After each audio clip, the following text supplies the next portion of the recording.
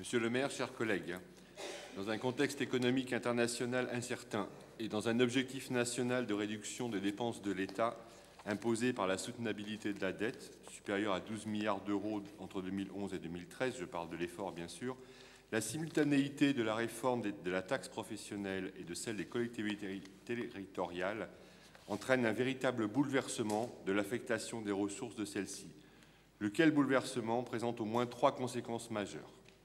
Tout d'abord, la suppression de la taxe professionnelle, son remplacement par un dispositif complexe, échappant largement au contrôle des élus locaux, entraîne, et on l'a déjà beaucoup dit, un transfert majeur de la fiscalité locale des entreprises vers les ménages et pose, autre point sensible, au-delà des contraintes sociales que cela peut engendrer, la vraie question du lien de l'entreprise à son territoire.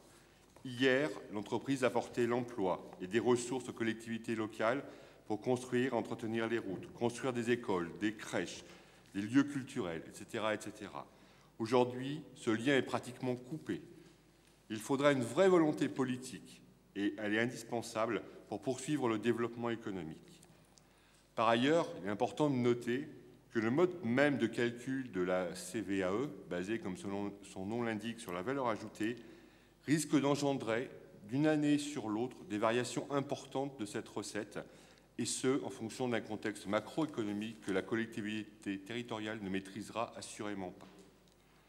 Deuxièmement, en gelant les dotations aux collectivités locales pendant 3 ans, l'État appelle celles-ci à participer à la lutte contre les déficits publics. Bien sûr, on ne peut pas y être opposé. Cependant, cette participation doit demeurer à la mesure de nos responsabilités, sachant que les collectivités locales ne sont responsables que de 10% de l'endettement global de la France. Ce gel, qui fait suite à la réforme de la taxe professionnelle, correspond à une recentralisation fiscale. L'État dispose désormais de 2 leviers d'action sur les recettes des collectivités locales, qui craignent donc, à juste titre, de ne plus pouvoir assumer leur mission. Les Français savent que la situation n'est pas bonne et que les temps à venir vont être durs. Si les collectivités locales n'ont plus les moyens de mettre en œuvre un certain nombre de politiques de proximité, de dépenses sociales, d'investissement, la situation deviendra de plus en plus insupportable pour nos citoyens. Ce gel des dotations de l'État porte clairement atteinte à la qualité du service public. Enfin, la réforme des collectivités territoriales limite leur autonomie de décision par la suppression de la clause générale de compétence. Cette réforme devait simplifier, clarifier, économiser, bref, renforcer et moderniser la démocratie locale. Or, de nouvelles structures apparaissent et la question de la clarification des compétences est reportée à 2015.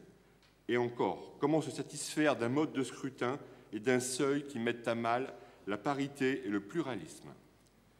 Pour en venir à Choisy-le-Roi et dans cet environnement, les recettes de fonctionnement de la ville sont caractérisées par une quasi-stabilité de la DGF en 2011, en dépit d'une augmentation importante de la population, par une DSU quasi stable et par une participation de la ville au FNGIR à hauteur de 1,4 million d'euros. C'est ainsi que les recettes de fonctionnement de la ville sont en faible progression, après prélèvement FNGIR et hors produits exceptionnels. Compte tenu de la nécessité de préserver au mieux nos marges d'autofinancement, il va donc nous falloir être particulièrement attentifs à nos charges de fonctionnement. Le document d'orientation budgétaire table sur une augmentation de 3% des charges de gestion courantes. Pour ne pas dépasser ce taux, il est certain que des efforts tout particuliers devront être fournis par les différents services. Néanmoins, nous souhaitons à ce stade que, autant que faire se peut, soient préservés les leviers d'action sur 2 grands domaines. Le premier, dont beaucoup d'entre nous avons déjà parlé, qui est la solidarité. Parce que le taux de pauvreté de ménages en difficulté est évidemment en progression, parce que la crise a aggravé cette réalité, parce que le chômage des jeunes et donc l'inquiétude des familles a fortement augmenté, parce que les personnes en situation de pauvreté ont à supporter le poids du soupçon et les effets d'une discrimination sociale insidieuse autant qu'injuste. La société du XXIe siècle devient de plus en plus compliquée, labyrinthique, de moins en moins directe et humaine. Il est essentiel de remettre du contact humain partout où il est nécessaire, notamment partout où des usagers sont en difficulté face aux administrations et aux grandes entreprises de services. Les services publics que la France a développés doivent être garantis. Ils peuvent être améliorés, rationalisés, mutualisés, mais ils doivent être présents et enracinés partout. Deuxièmement, le développement économique.